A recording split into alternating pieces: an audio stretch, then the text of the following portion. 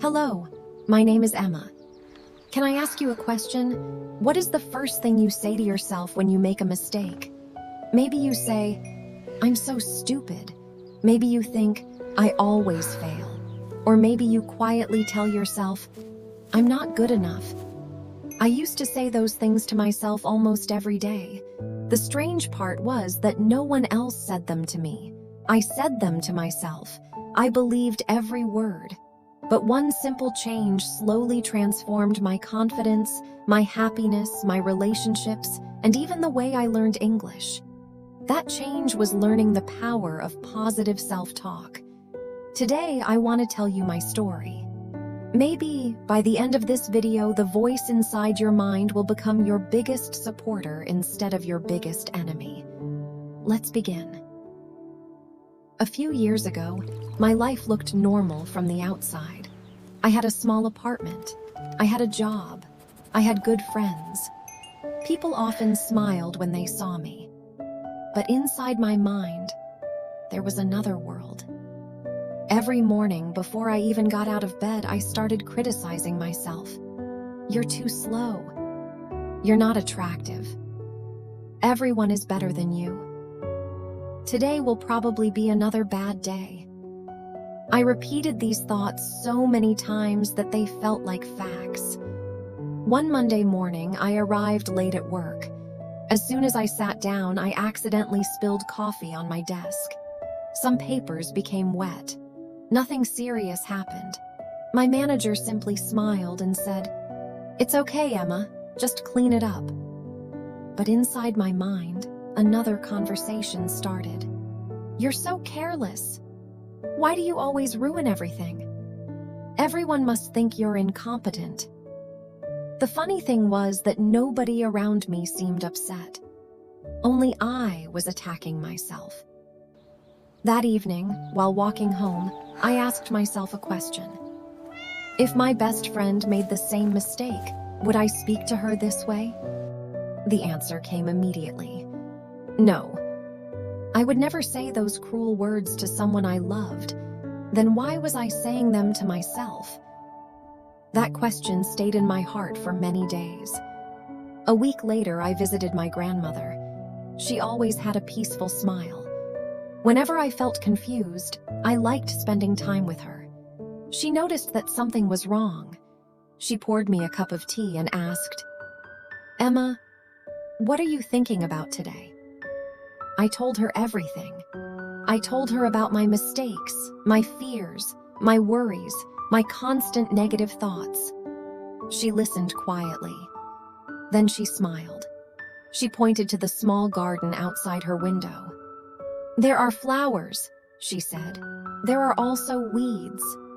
If I water only the weeds every day, what will happen?" "The weeds will grow." She nodded. "Your thoughts work the same way.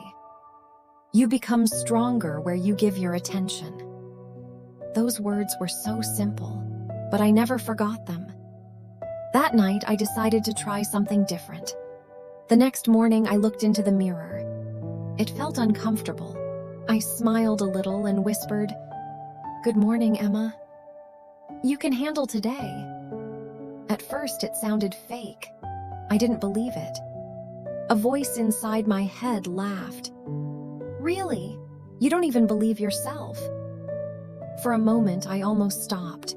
But then I remembered my grandmother's garden. Maybe positive thoughts were like tiny seeds. Seeds don't become flowers overnight. They need time. So I continued. Every morning, every afternoon, every evening, I practiced speaking kindly to myself. One day I had an important presentation at work. Usually, before speaking, I would think, "Don't mess up. Everyone will judge you. You're going to forget everything." But this time, something changed. While standing outside the meeting room, I took a deep breath. Then I quietly said, "Emma, you've prepared. You don't need to be perfect. You only need to do your best." For the first time, my body felt calmer. When I entered the room, I smiled naturally. I still made a small mistake. I forgot one sentence, but instead of panicking, I laughed softly. Then I continued. After the meeting, my manager said, "Great job today." I smiled, not because I was perfect, but because I didn't become my own enemy. From that day, I noticed something interesting. Positive self-talk didn't remove problems. It changed how I faced them. When I forgot my keys, instead of saying, "I'm hopeless," I said, "Mistakes happen." When I burned dinner, I laughed and said, "Next time will be better." When I failed at something new, I reminded myself, every expert was once a beginner. Life became lighter, not because life became easier, but because I became kinder to myself. A few months later, I decided to learn something new. I wanted to improve my English speaking. At first, I felt nervous. Sometimes I pronounced words incorrectly. Sometimes I forgot simple vocabulary. Sometimes I spoke very slowly. The old Emma would have said, "You'll never become fluent." But the new Emma answered differently. "It's okay. Keep practicing. Every sentence makes you stronger." Those simple words changed everything. Instead of quitting, I continued. Little by little, my confidence grew. One conversation became two. Two became 10. Soon, speaking English became something I actually enjoyed. I realized that confidence doesn't come first. Practice comes first. Confidence follows. One rainy afternoon, I was waiting for a bus. A little girl stood nearby with her father. She was trying to ride a small bicycle. She fell down. She looked ready to cry. Her father smiled warmly and said, "You're learning. Try again." She stood up. She tried again. She fell again. Then she tried again. Finally, she rode the bicycle for a few seconds. She laughed proudly. As I watched them, I realized something. Children don't become confident because they never fail. They become confident because someone encourages them after every fall. Then I wondered, what if I became that encouraging voice for myself? That simple thought stayed with me forever. Now, whenever life becomes difficult, I have a small daily routine.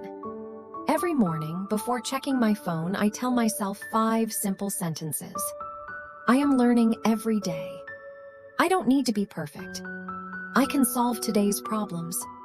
I deserve kindness. I believe in myself. These sentences take less than 1 minute, but they change the direction of my entire day. Sometimes I still have bad days. Sometimes I still doubt myself. I'm human. The difference is that now I notice those negative thoughts. I don't invite them to stay. I gently replace them with better ones. One evening, after a long day, I sat by my window and watched the sunset.